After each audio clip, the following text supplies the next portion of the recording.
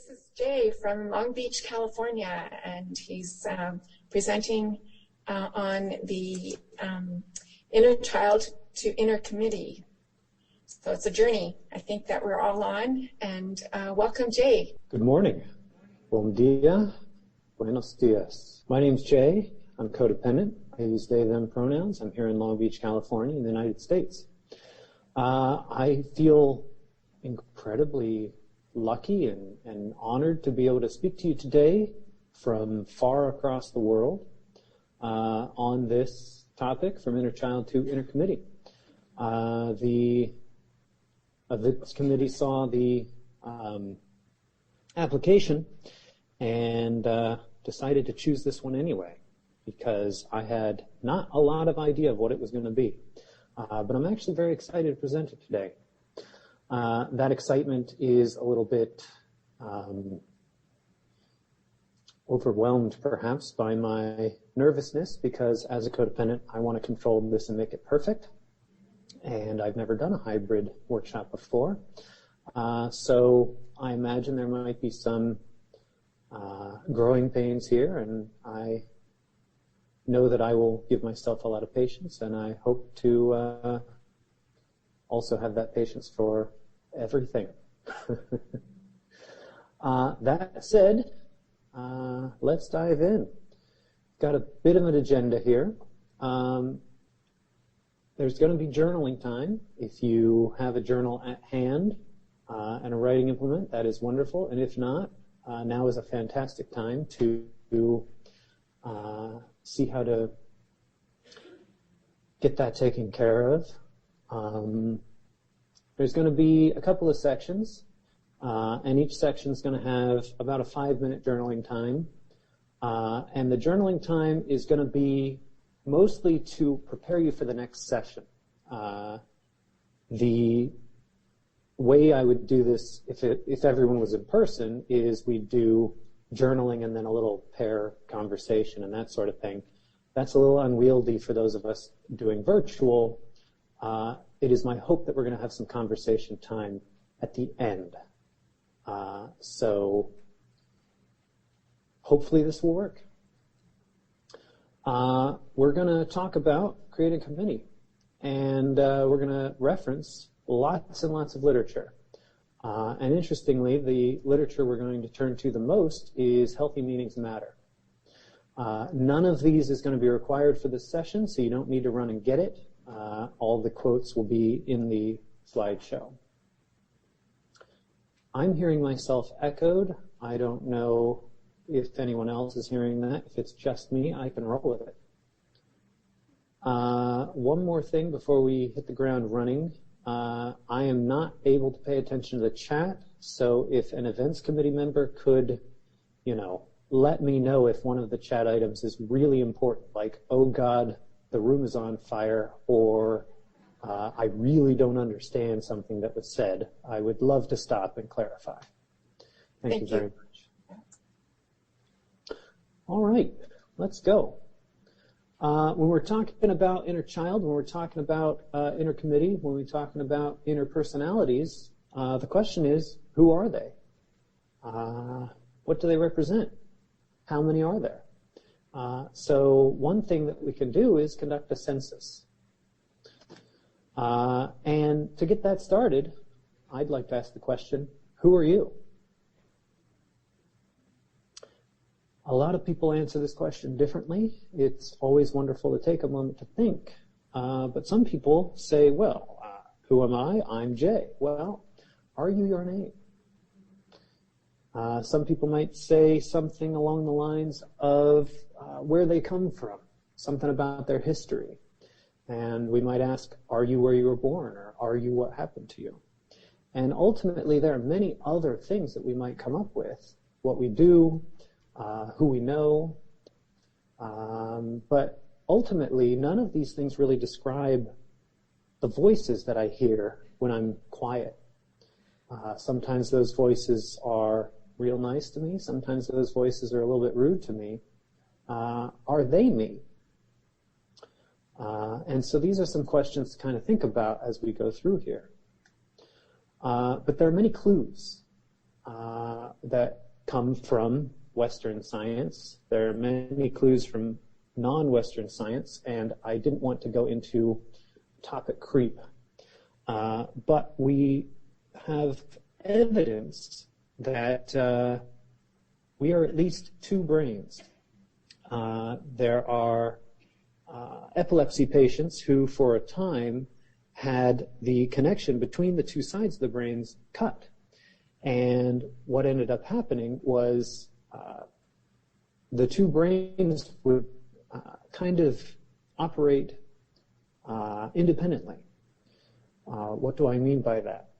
If a person who had the connection between their two brains severed was going to choose a favorite food, one hand might pick up an apple, and the other hand would knock the apple out of that hand and pick up a different food, which is incredibly interesting. Some more clues. We are each multitudes. We think of the human body as one thing, but ultimately it's a collaborative community. We've got all sorts of other things living inside us. 3% of our self is bacteria alone, for example. Mitochondria, which exist in the cells, each has their own DNA, and somewhere along the evolutionary chain, we're a completely separate thing, which is very interesting to me. And in a way, each of our cells is an individual, and we have trillions of cells. I want to talk real quick about gut bacteria. I had a personal experience with this.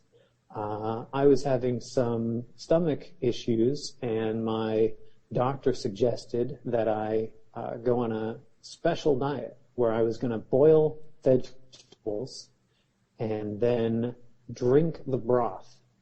And I was going to do that as often as I needed to, and I was going to eat nothing else for a couple of days. And the goal was to put my stomach back into balance.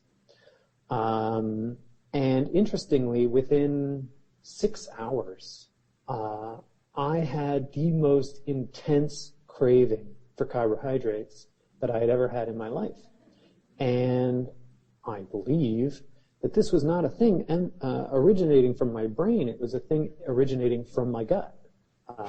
My gut was receiving signals from the bacteria saying, feed us, we're dying. So who knows what the viruses are saying to us? Who knows what the fungi are saying to us, etc. The human body has several systems. For example, there's a lot of pop science right now around the polyvagal system. I've been doing a little bit of reading about that, and it's very interesting things. Many people are familiar with the nervous system. We also have the respiratory, the circulatory, the lymphatic system. And each of these systems is giving us information that we can use to make decisions about what we do on a moment-to-moment basis. A lot of people like to think about the processes going on. You know, we separate thoughts and emotions mostly in Western science. It's unclear whether these are indeed separate, but often we think about it in these terms. There's also the sensations of touch or hearing. And then, of course, are our desires thoughts, or are they separate? All these things that I've been talking about is bringing us very different information from very different places for decision making. And thinking about this puts me in mind of we're already very much a group, even on an individual level. So what exactly are we doing today? My goal is to build a conceptual framework to reframe, organize, and reimagine our relationship to ourselves. Now, what we're doing today is not the method. This is a method. It's a method I have kind of kludged together based on my own experience, strength, and hope. And it is not my goal for you to go home and say, I better do it this way. This is a way that has worked for me. I hope that you will take these ideas and take what you like and leave the rest. This workshop is not endorsed by CoDA. They did not have the script in advance. So,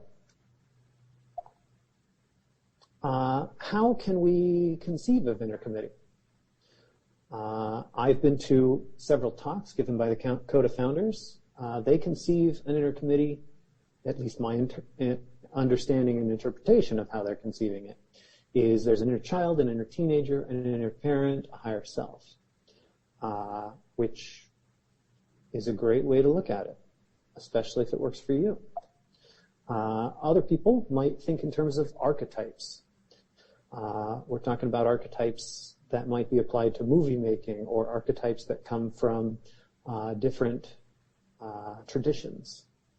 And thinking about how these archetypes are being presented gives me a mirror that I can compare what I'm experiencing to what this archetype is supposed to represent. Another way is I like to think about my childhood. You know, I had favorite stuffed animals. I had maybe slightly less favorite stuffed animals. I had at least one imaginary friends. And there were books that I wanted to hear over and over and over. And so, you know, why did I choose that book to hear every night before bed, annoying my parents to no end? Or perhaps making them think I was cute, I don't know. But something in me was resonating with those ideas. So thinking about that can help me get a clue as to my early intercommittee. Some people like to think in terms of their core emotions. Some people might consider anger, disgust, fear, joy, and sadness to be core emotions. In fact, there was once a movie about that. But other people include other emotions, grief, surprise, emotional pain, distress. In fact, many different therapeutic methods, professionals of other types have different ideas of which emotions are core. And so that tells me that it's okay for me to think about which emotions do I feel are my core emotions. And over time, as I grow in recovery, that group might expand, it might contract, and I think that's okay. I think that's part of the process. There is in Western psychology a concept of splitting, an explanation as to why we might hear different voices in our heads. This concept says that humans are social animals and need other people. But if a parent and or other caretaker denies me, I am left alone. And that could be quite literally in the case of go to your room. But it could also be that I'm having strong emotions and my caretakers aren't reacting to that, or they're denying my reality. So what do I do if I'm a social animal and I'm not feeling like I have a social situation? I might split into the one who is helped and the one who helps. So in that way, I am there for myself. And there is one thought path that says that this can happen a lot in trauma, and based on the degree of trauma, that will determine the degree of splitting.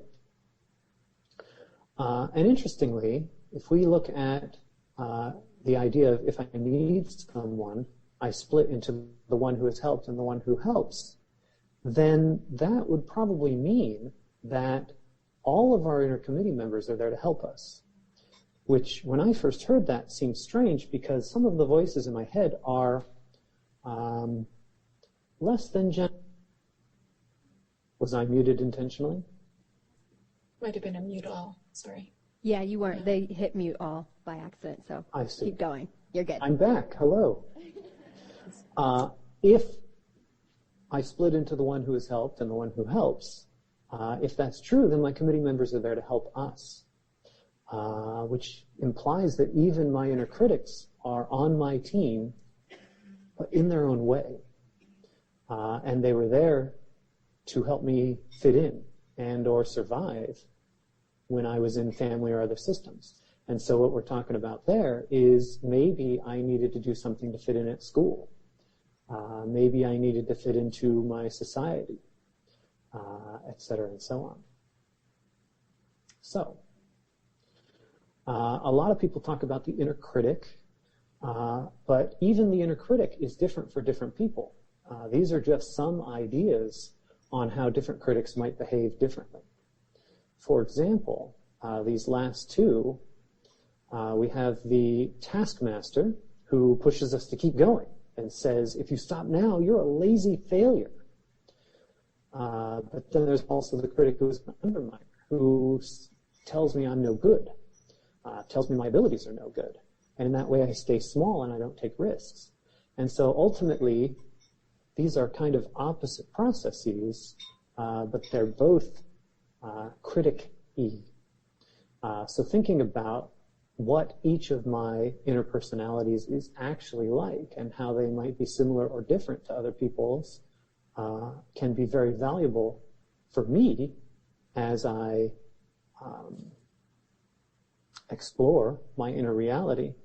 And luckily, the process of reaching out to other codependents, other people who can help, who have experienced strength and hope, gives me new ideas that I can apply to myself and see if it's true or if it feels true. I want to take just a moment, because it'll help understand something later, the idea of an inner child doll. Some people have a hard time treating themselves well, and some sponsors suggest the idea of an inner child doll, a physical thing, and they suggest if you can't say it to the doll, then maybe not saying it to yourself is a good idea. Unfortunately, as much as I'd love to go into great detail about this, it's kind of outside the scope of this workshop. So if this interests you, I hope that you'll reach out to other members. So, all that said, I would like to take a 5-minute break for some journaling. We've covered quite a lot already, and I'd like you to take a moment to take a census of the voices within. Now, some of you might have already done this, so it might be a simple writing it down again, but perhaps there's some new ideas here today that you might want to check to see if those exist within your inner reality. If you've never done this before and you're not sure how to start, what you can do is listen to your voices right now and just record what they say. And that way later you can sort through the different messages and start to individuate each of those different people. There will not be sharing time on this particular item immediately, but there is hopefully going to be some time at the end for sharing whatever might have come up for you over the course of this workshop. I'm going to set the timer for 5 minutes. I'm going to give a 1-minute warning for wrap-up, and I will see you at that time. And that's 1 minute.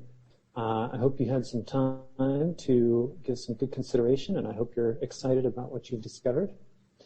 At this time, we're going to continue, but if you want to keep writing, feel free. So at this point, I'd like to reintroduce myself. Hello, I'm Jay, I'm codependent. I am also many. I have inner critics, many inner critics. I have an inner teenager, and my inner child is at least 4 inner children, 2 of whom are very excited to meet you. They are represented here by my inner child dolls. This is Smokey. Hi, Smokey. Hi, everybody. And this is Blaze. Hi, everybody. Smokey and Blaze were found in a box of old stuffed animals that I had been collecting. And when I saw them, something just told me this was exactly what I was looking for to represent my inner child. I wasn't sure why there was two, but I just went with it. And ultimately, what I later discovered is that if they're twins, they always at least have each other. And that helped me kind of tap the well of loneliness that I felt as a child, as a teenager, and sometimes later.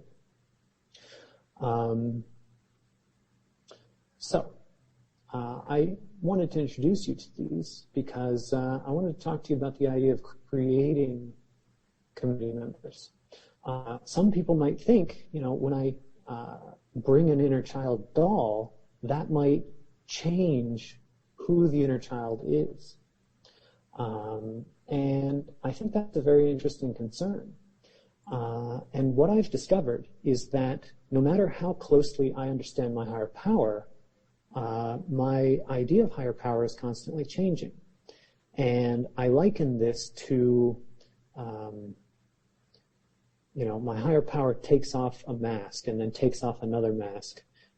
Some people might think of this as like a Russian doll, but I realized it's kind of peeling the onion of the masks of my higher power.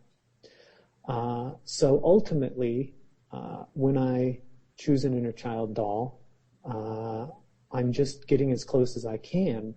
And sometimes I discover things thanks to the metaphor that I accidentally find, as I mentioned. But sometimes some of us create entities, maybe not even full personalities, but for specific purposes. Or we can just imagine that there's a new community member for a different reason.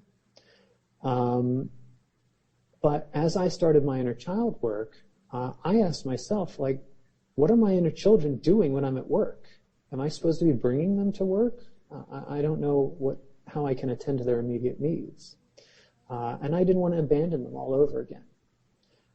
So it was suggested to me that I create an inner babysitter that I could leave my inner children with. And so because my inner child dolls were physical, I decided I needed a physical inner babysitter. And for years and years, I had this clay shelf. And I decided it would be neat if they got to hang out on that special clay shelf.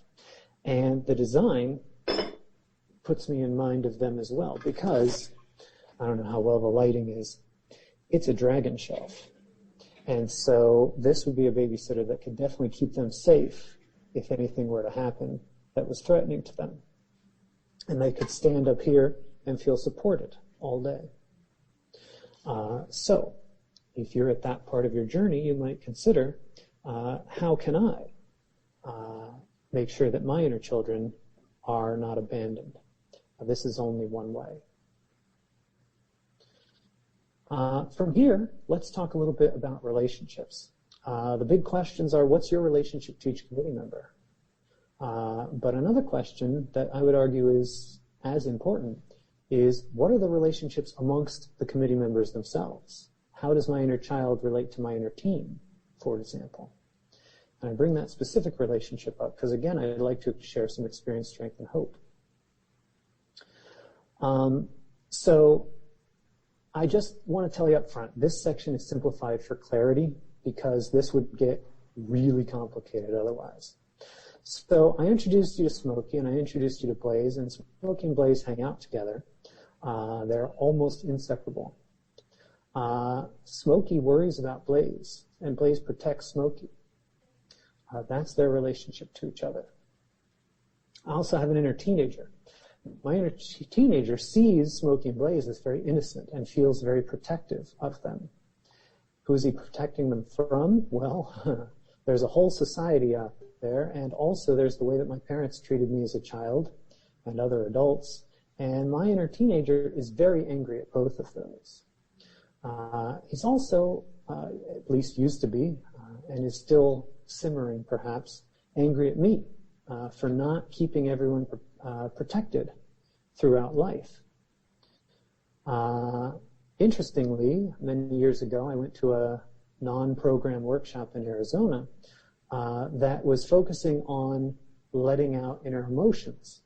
And what I discovered one of many things that I discovered during that workshop was that both Smokey and Blaze were also angry. And interestingly, my inner teenager felt resentful towards Smokey and Blaze because he doesn't want the responsibility of having to protect them. And of course, my inner teenager is also angry at himself for reasons. And so ultimately I discovered that there was anger everywhere. And a reminder, this is the simplified version. So by looking at the relationships, I got to see the patterns of the emotions that were happening inside me. So interestingly, we're already going to take another journal break. Now that you might have a list of your inner committee members, take a moment to think about what's the relationship between each member of your inner committee. How does the member feel about the group? Do they like hanging out with these other people? Do they resent having to be stuck in this group? What do they see in each other? What do they feel in each other's presence? You could do this in writing. You could do this graphically by drawing with arrows. You can make a flow chart. And just in case you're interested, I brainstormed some words that might help describe relationship types. For example, my this feels antagonistic toward my that. We're going to do the 4 and 5 thing again, and I will be checking the chat. So a quick note on the journal that we just did. This journal prompt focused on the relationships within. And it is possible, and in my personal experience, very probable, that every inner committee member has a different opinion on and relationship to each of the people in real life today that you interact with, as well as those from your childhood. And this line of thinking can make 4 steps much more complex from a writing perspective, but interestingly clearer from an understanding perspective. So, 4 steps, complex, when we think about our inner committee having different opinions on the people in our lives today, as well as from our childhood. We're going to take an intermission to set up a metaphor. Over pandemic, I had not a lot of things to do, so I decided, heck, why not watch all of Star Trek: The Next Generation all over again? There's only 9 seasons. It should keep me plenty entertained. And the thing about Star Trek is I was sitting there watching it, and I had this thought. You know, there's often these times where a ship will meet another ship in space, and the TV show would show us the people in the bridges of the ships talking to each other. And I thought to myself, you know, it's very interesting because I feel like the members of the crew are literally an inner committee inside the spaceship. They're a committee making decisions together, trying to figure out what to say to the members of the other ship. And so I thought it was a very interesting metaphor for inner committee work. And so I started thinking about, well, okay, if that's true, let's think about the members of the executive crew of the Starship Enterprise. I mean, who would be who? And I mean, obviously, Wesley Crusher would be the inner child. I mean, of course. We've got Counselor Diana Troy, who has the amazing ability to pick up on what other people are feeling, so literally empathy. Data, of course, knows everything, so kind of a knowledge base. Of course, we've got Worf, who might be a flight or fight response, or a protector. And then I started thinking, well, okay, what about all those other people who aren't necessarily title characters? I mean, who's this guy, for example? And interestingly, this guy is standing at a computer panel, a terminal. And as part of trying to find a picture, I found schematics of this bridge. And it turns out that specific station is the engineering panel. So maybe this guy represents the involuntary responses. He doesn't speak literally, but he kind of keeps watch on what's going on in the body. And then, of course, there's Riker. I mean, who the heck knows who Riker is, but maybe he's an inner teenager, maybe he's the libido, I don't know. This is maybe only slightly funny to those who have seen the show. Anyway, I mentioned this because the next thought I had was how interesting the space that they live in, not outer space, but the space of the bridge. And I thought to myself, there's been a lot of workshops that I've gone to that say, go to your happy place, go to your safe place, and envision what that's like. And a lot of people go to mountains or to island beaches and that sort of thing. But what if we built a space for my inner committee to interact in? What would that be like? And then it occurred to me that each committee member might have different ideas on the design. I mean, this could get complicated. But back to Star Trek, thinking about the space, there's a captain's chair. The captain is centered so they can get information from all the people. The advisors' chairs are close by.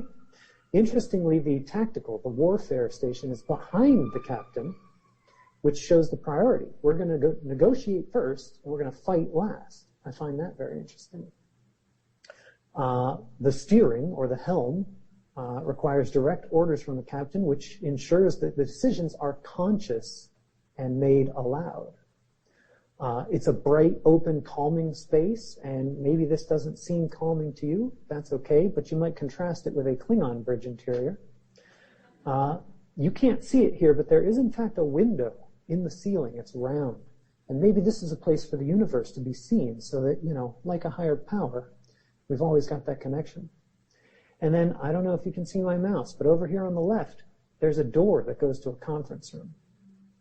What's going on with that conference room? There's a place for all the members of the committee to go and talk to each other, to hash out decision-making, to give reports on the screen back here. There's room for everyone at the table. Everyone's facing everyone. Each person is given time to speak. The captain listens to the crew, and the crew trusts the captain. There's comfortable chairs, which are important for longer meetings. And it's a slightly darker room. I don't know if you'll relate to this, but I remember it was always easier to tell my more deeper feelings, fears, worries, and even excitements if the room was darker, because I felt kind of protected by darkness. Now, this is not that much darker, but it is slightly darker. And of course, there's much larger windows and more of them, so maybe there's more room here for higher power. So we've got one space for, okay, we're going to engage with the outside world. And we've got a separate space for when we're going to engage with what do I think. And I thought about that, and I thought it was very interesting because I know that for me, this is a great metaphor for what I'm at least moving towards, if not how it feels today. But also, this is not how my inner spaces were when I first came to this program. At that time, and many of the people I talked to had a space more along the lines of this. This is the Iron Throne from Game of Thrones. It is built out of the swords of conquested enemies. A king sits here, protected by some guards, and then a mass of other personalities are there. And I haven't seen a lot of Game of Thrones, but I have heard a little bit about it. Apparently, nobody's happy that the king is the king, and they're all trying to finagle things getting done. They're trying to overthrow the king so they can be king, etc. This is one of those times where I wish I could see you or hear you to see if this is landing, but I will just trust that it is. So then, let's talk about interaction spaces. You might ask yourself, if I were to have an interaction space that defines what things are like for my inner committee, what would that be like? And perhaps if this is your first time considering all this, it's a dark room where nobody can see anybody. And once you know what it's like now, how might you like it to be different? What would you like to amend it to? we're going to have 5 minutes, so I don't know that you're going to have time to ask every member of your committee what their ideal interaction spaces is, but you could ask one or more. You might ask what they're willing to compromise on, and focus on asking them what would be most safe for them, what would be most comfortable. And of course, inner spaces don't have to be constrained by physics or gravity, so a number of things. For example, if it's a multi-arts, or if it's an inner video conference, every committee member could have their own space and zoom out of that to have meetings. I don't know that you'll have time to draw this, but you could draw this. I don't know that you'll have time to collage this, but after the workshop you could. These could be great ways to get detailed, and it's a great way to spend some time with your inner committee members, especially the ones who feel most creative.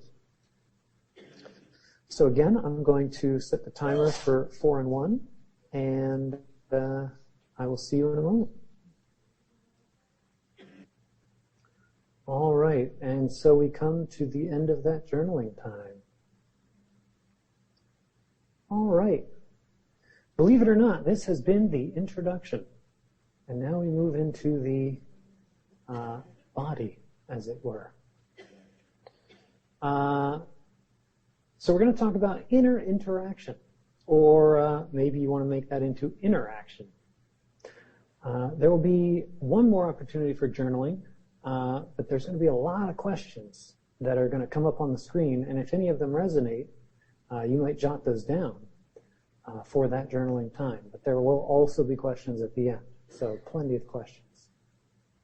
For this section, I ask, how do we interact with our inner committee, and how do we decide what to do? And in order to dive into that, we're going to use Healthy Meetings Matter as recovery literature.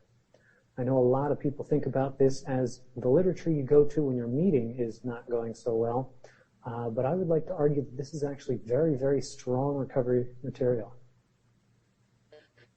So what do I do about disruptive intercommittee members?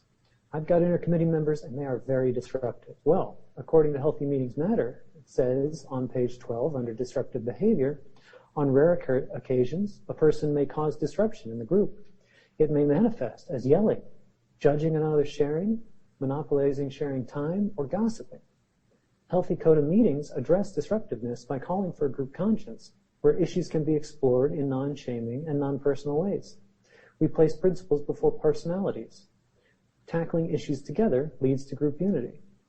So, my goodness, how rare is this for you? And when I say you, I mean you plural now. What do our traditions have to say about yelling, judging another sharing, monopolizing sharing time, gossiping, etc.? How do CoDA's crosstalk and anonymity practices give us options and models for how to proceed when and if this happens in or with the intercommittee? Other pieces of literature can help us as well. Communication and recovery, for example, says under the heading, how do we assess our codependent communication patterns? Developing healthier communication habits is a process. One excellent way to begin working on this aspect of our recovery is by doing a written 4-step inventory of our communication history. And in this case, our communication history is happening moment to moment. If we do this, we may discover that many of our codependent verbal habits were learned from our families or in relationships with damaging significant others. This inventory process may be painful, but it is also exciting, empowering, and has helped many recovering codependents make great strides in developing healthier, more loving relationships. So what are we talking about here? Many of our codependent verbal habits were learned from our families or in relationships with damaging significant others. Am I communicating with my inner committee, or are they communicating with me in damaging ways that I learned in my family of origin or other relationships? This inventory process has helped many. How do my communication patterns with my inner committee influence how I communicate with people in the outside world? It could be that the way I talk to myself is the way I talk to other people. Establishing boundaries in recovery has some things to say too. It says, after we develop an intellectual and emotional understanding of what boundaries are and why we need them, we often discover that a good starting place is getting in touch with ourselves. Notice that that's plural. I always thought that was plural because it's using the we of CoDA, but now I'm not so sure. As part of this process, we find that we want to establish new boundaries with our inner selves. Now, we have current boundaries. They're subtle. They may include abandoning our feelings, losing touch with ourselves, wanting to be intimate for someone else and not ourselves, and thinking obsessively. For thinking obsessively, one member shared, I used to get insomnia because I couldn't shut down my worrier.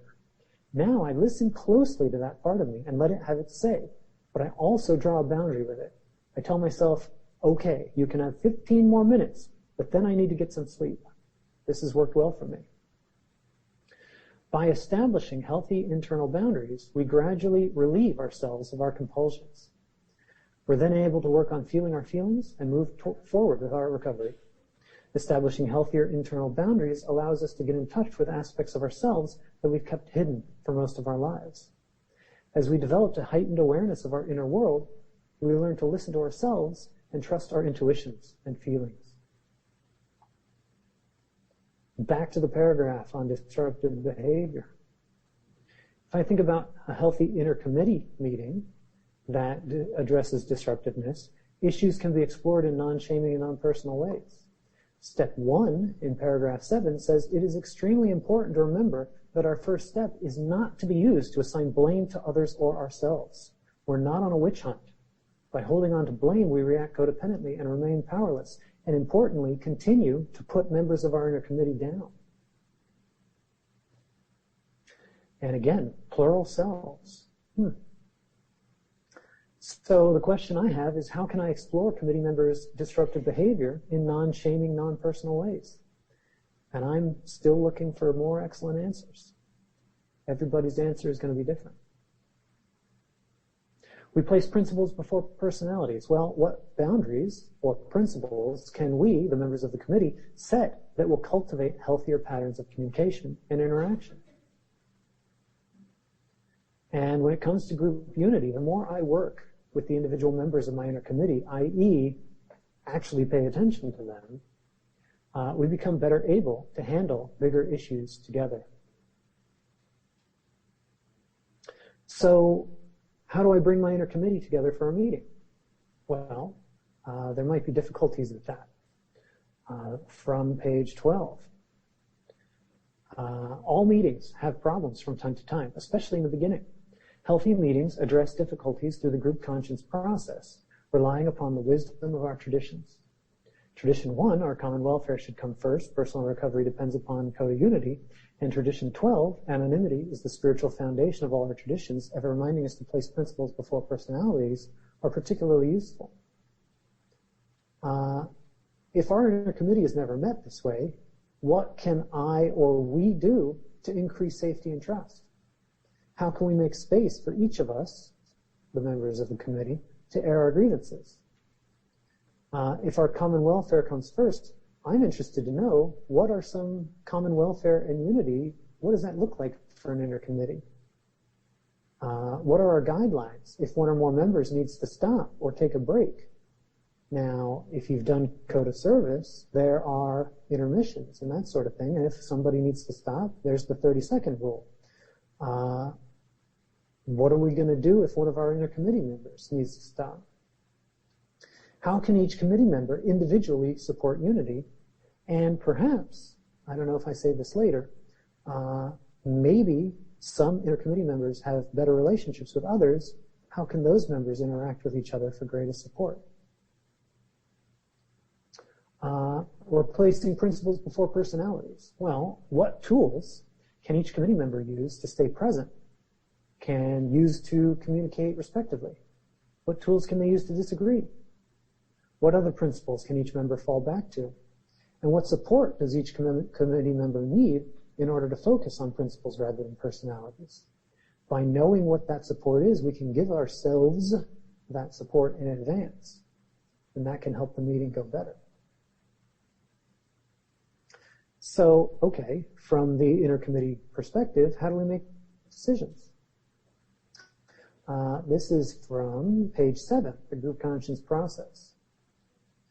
Decisions are made in CoDA through a process of thoughtful discussion called group conscience.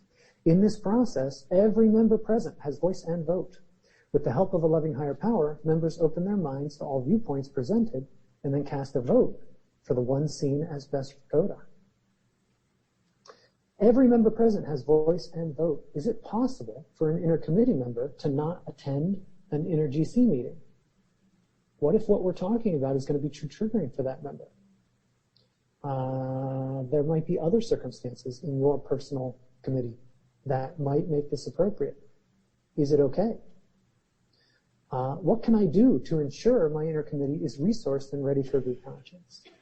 What are my feelings about an inner child or an inner teen or any other member having full voice and vote? And if we don't think that's a good idea, what consequences might there be to not giving voice and vote to these members? Perhaps you've already seen some consequences like that. With the help of a loving higher power. Now here's a mind bend. Do all the members of my intercommittee share the same higher power? Or do they have different higher powers? And what is that like for each committee member? What if the committee members disagree with each other on what higher power is really like?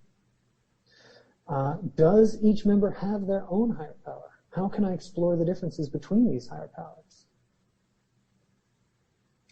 Members open their minds to all viewpoints presented and then cast a vote for the one seen as best for the intercommittee.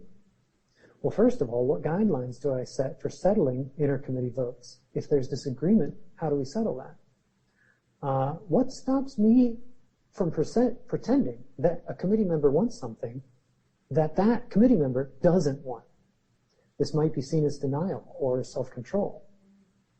What have been the consequences of doing this in the past? When I stop and pretend that a committee member wants something that they don't want, what are the consequences of that? And do I want to repeat that? And am I striving for full consensus? What does a 2/3 majority mean? Continuing on page 7. A group conscience decision grows out of the combined wisdom of the whole group. While every person has the right to express opinions, the group conscience determines the particular course of action. A group conscience discussion may be over quickly if everyone agrees. In other cases, sharing may continue for an extended time as people discuss the issue in terms of several different traditions. Ideally, during the group conscience discussion, members reach a consensus. If they do not, then a vote is taken and the majority reflects the group conscience. Okay, well, the combined wisdom of the whole group, what wisdom does each committee member bring to the table? And how can I celebrate that? What strengths does each member bring? How can I honor that? Sharing may continue for an extended time. Well, okay, what boundaries on meeting length shall we agree to? What if an intercommittee member needs more time outside of the meeting? How can we make time to meet regularly or more often when decisions are more difficult or we're in a difficult situation? I've been in a job transition and it has required a lot more time thinking about what do I want to do? Where do I want to go? What do I want my life to be like? And all that journaling takes time. And so I need to remember to schedule time for me to do those things. And it's important to remember that we can take our time. There is plenty of time. Now, if we're going to discuss things in terms of several different traditions, there's an entire 12-piece relationship toolkit. And were you to read this with an intercommittee in mind, it becomes an entirely new document.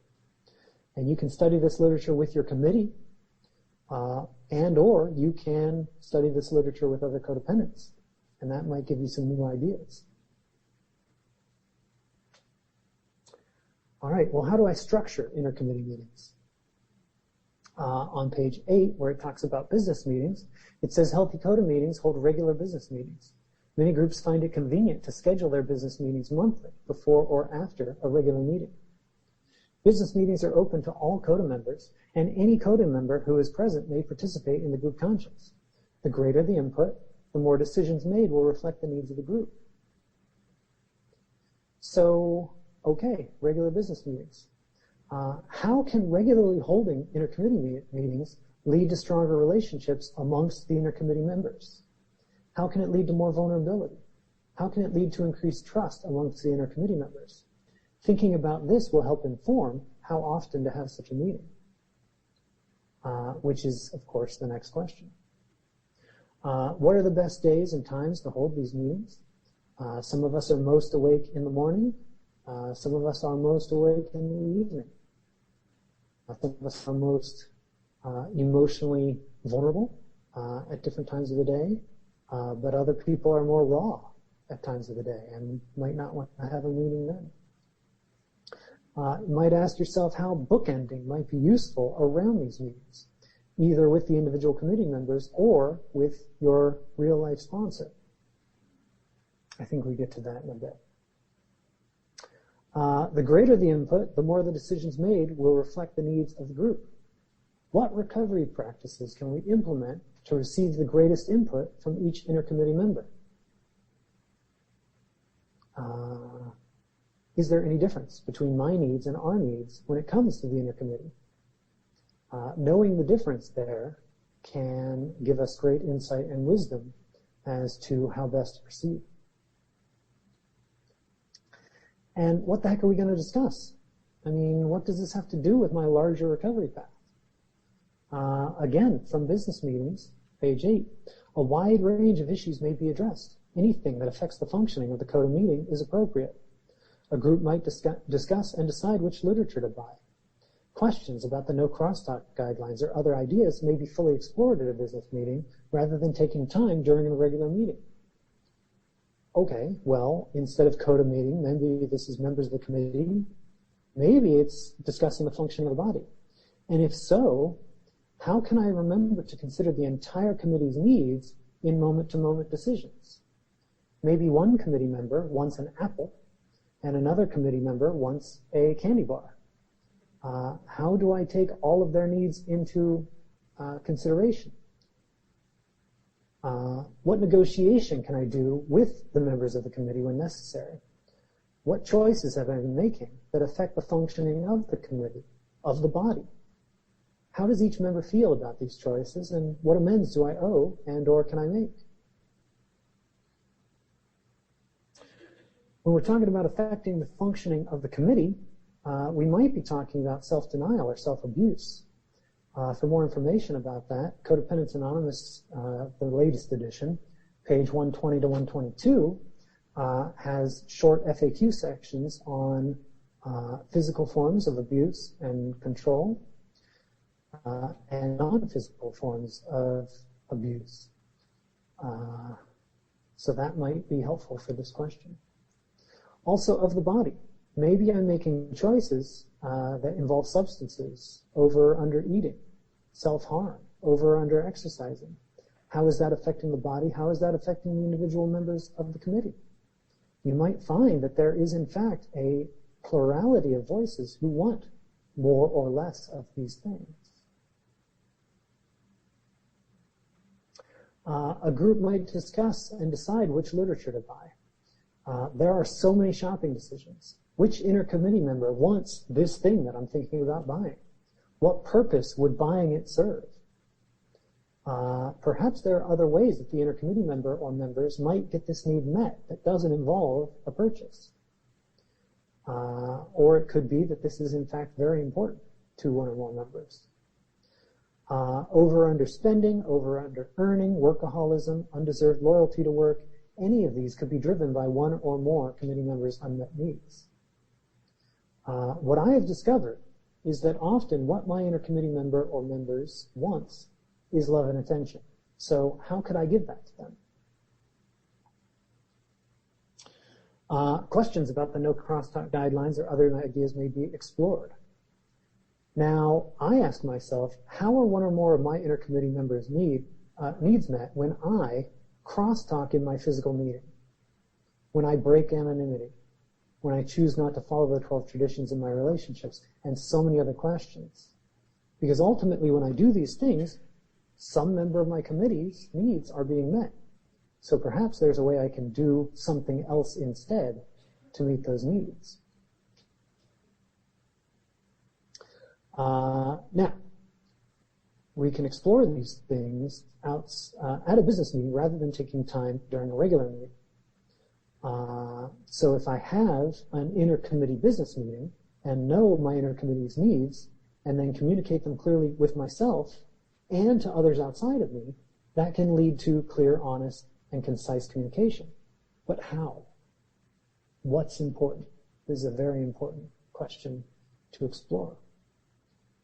And I wonder, how much time am I losing in indirect, passive communication with people outside of me as a result of not consciously knowing my own committee's desires? Continuing on page 8, business meetings provide a forum for concerns to be aired and resolved. Sometimes it is best to have an initial discussion the month an issue is raised and wait until the next business meeting to arrive at a group conscience. Wow, waiting. We said earlier that there is plenty of time. And a lot of times what I've found is when my intercommittee is heard, that's enough. What are the implications of this for the benefits of allowing each intercommittee member to speak regularly? What are the implications of this for listening carefully to my intercommittee without judgment? And what does this mean for the feeling of having to fix everything immediately? If I put this aside for a while and then check back in, sometimes these issues dissolve. So, we come now to the conclusion.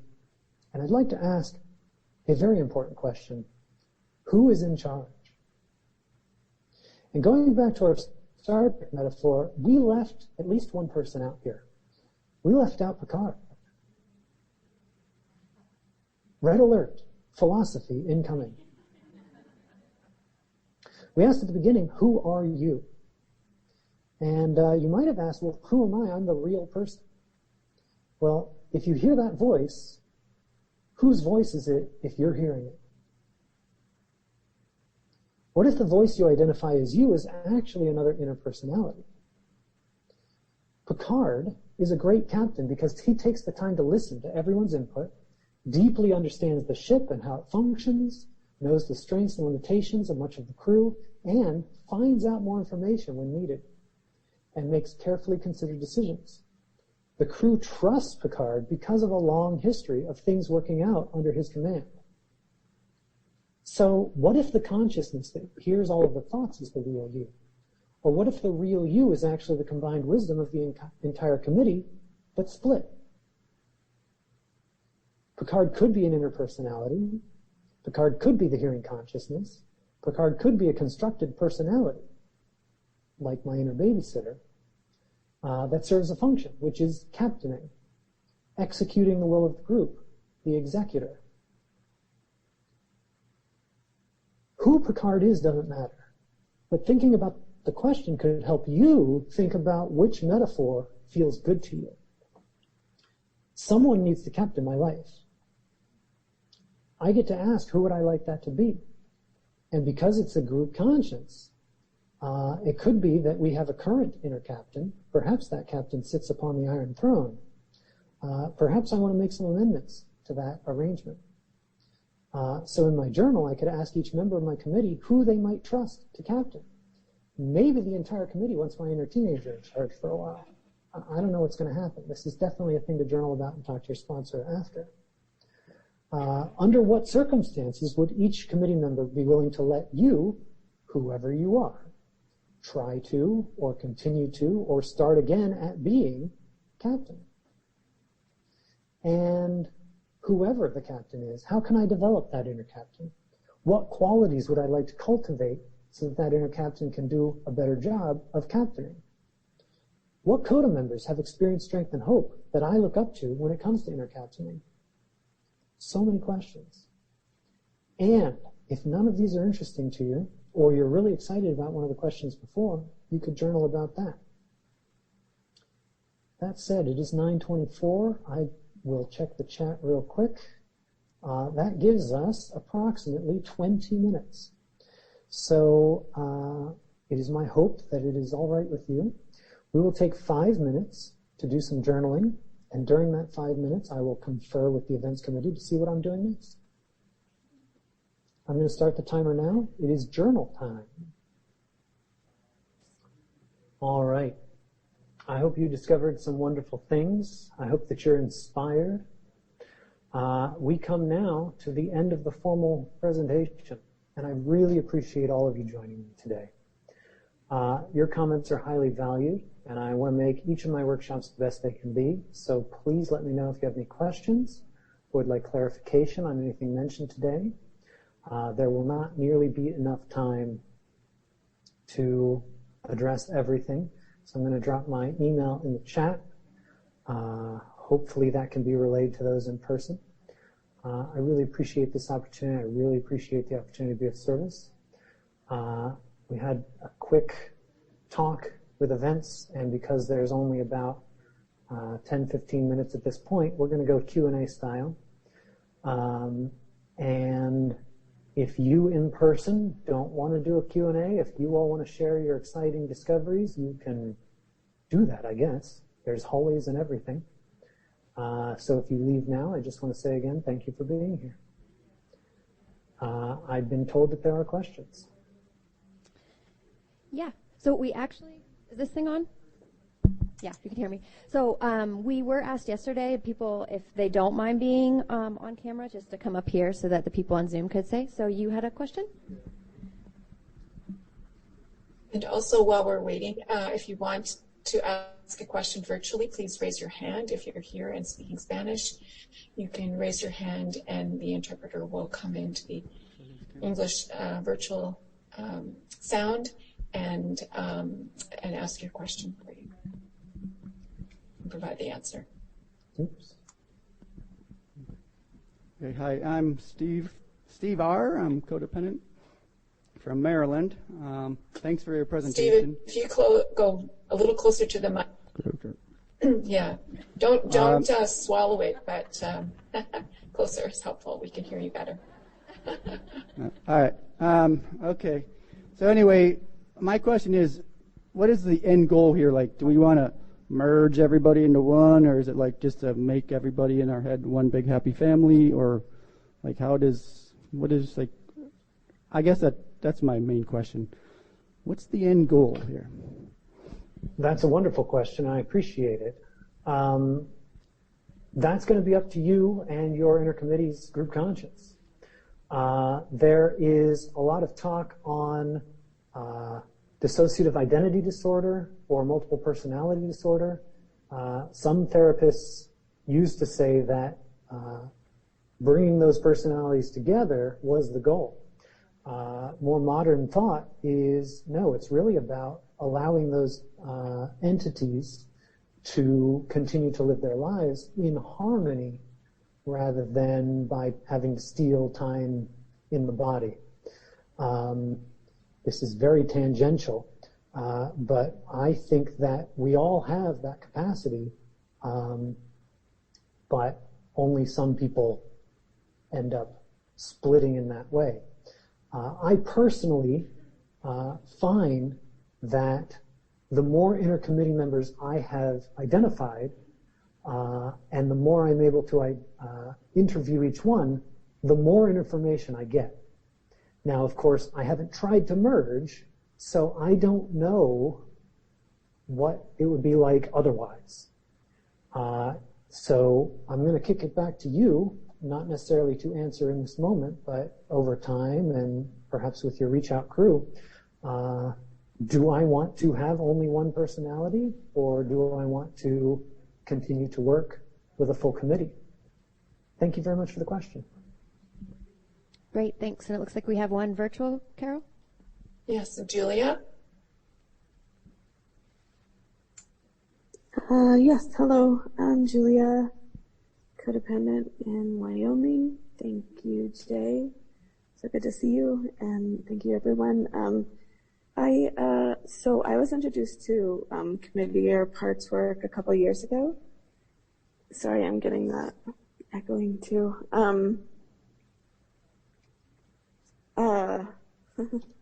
Okay, thank you. Something changed and it's good.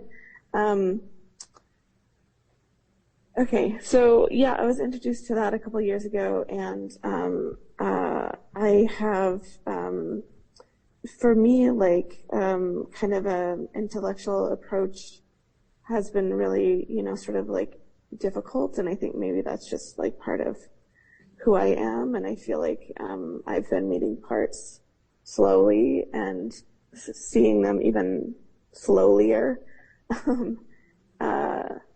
through like often through like grieving or angering work or some kind of upheaval, even like halt mode, and but it's usually like some kind of like emotional yeah. So anyways, I just I really appreciate what you shared, and I'm just curious, like, if you felt like you were able to, you know, meet all your parts, like, you know, if it's like taking years to kind of like, and I'm sure it's different for everybody. I'm just like, I'm curious about, you know, because I'm not able to just sort of like call a meeting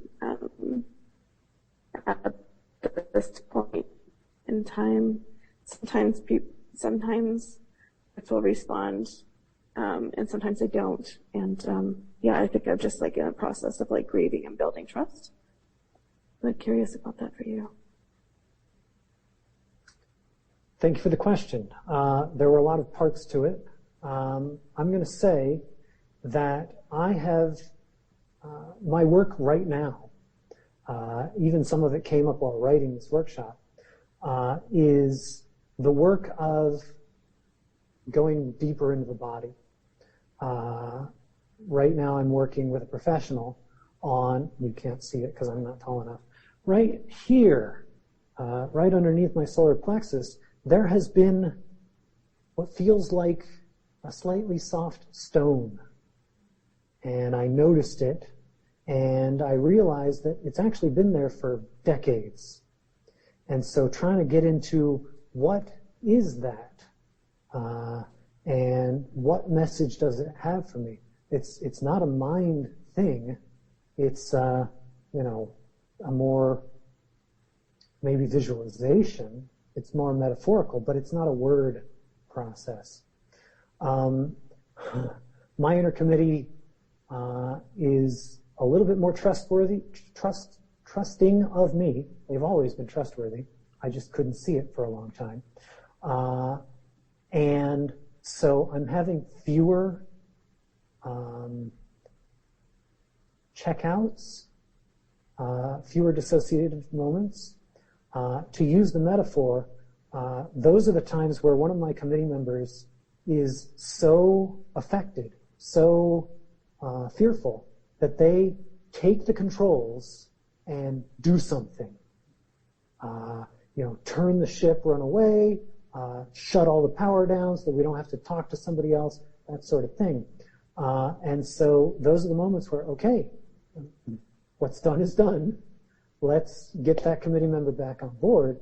And sometimes that means sending a quick message to whoever is in my immediate presence, you know, sorry, something's going on inside me. I have to shut down this conversation. I hope to get back to you within a week, kind of stuff. And luckily, as a result of this program, most of the people in my life can at least hear that sentence, if not kind of understand where I'm coming from. I know I didn't get to all the parts of your question, but I hope that what I have said has been helpful in some way. Thank you very much for the questions. Thank you. Yes, and thank you for mentioning visualization, because that's another way that I have been able to talk to parts. Thank you. Thank you.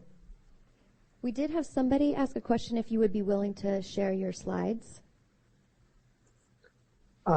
Yes. Okay. We can There's my email. And I'll have the slides for you in just a moment. I also wanted to mention one quick thing. I just mentioned that all of the presenters' information will be sent out by the world announcement to everybody who was registered with Eventbrite. Someone asked, does the inner critic get a say in the committee, or is he not invited to the party? Sometimes I can't differentiate the voices of angry teenager and inner critic. My new belief is that every single one of my committee members, no matter how rude their voice, is trying to help me. And if I don't listen to them, I'm missing out on valuable information. My critic, for example, will say things like, don't put the Star Trek references in there. They are not CoDA literature. Therefore, you will be expelled from CoDA for the rest of your life. And that critic is trying to get me to remember that not following the rules in my childhood led to me being expelled from sports games, if not entire sports, being expelled from social groups, and being ostracized by my family. So that critic is trying to protect me based on old information. Now, having the consideration, is this outside literature? Let me really think about the principle of this. I'm using it as a metaphor. I'm trying to make this more relatable. Maybe people will giggle. It's fine. I'm not saying recovery lies in Star Trek. That's not at all what I'm saying. So it's going to be okay, inner critic. They might even invite me back, and I've already heard I'm going to be invited back, so it's okay. I hope that this answers the question. So with that, there isn't any other here. Yes. No, they're popping up. Two got in. Okay. We have about 3 minutes, so if we can make them short. Thank you. I will try to keep this really brief then. May, codependent. So I found a couple of words you used in your presentation really interesting as in terms of like the difference between them. So you used vulnerability and finding the vulnerability and bringing vulnerability into your inner committee. And that seemed to be a good, like using the term as a good thing. But then you also used the word raw. And I just thought, okay. So, like, I don't always, there's something in me that's probably my inner child saying, vulnerability, bad thing, bad thing, bad thing. But, yeah, could you talk a bit more about that in the time we have remaining? Absolutely. Thank you for the question.